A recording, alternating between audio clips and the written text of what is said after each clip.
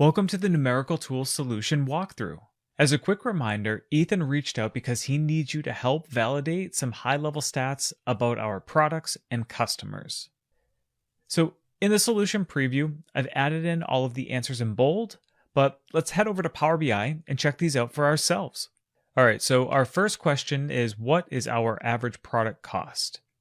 All right, and so from the product lookup table, we want to head over to our product cost column, then transform, statistics, average, and we get 413.66 if we round to 2 digits there.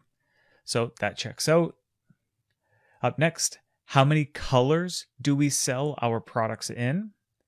So we're going to head over to our product color column, transform, statistics, and then again here we want to count the distinct values within this column, right? And we get 10, which again that aligns with what we saw in the solution preview.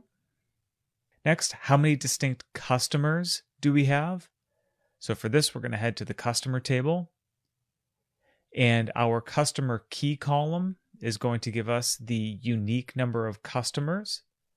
So from here, transform, statistics, and then again, we're going to count distinct. And we get 18,148, which looks good. And then our last question here is, what is the maximum annual customer income?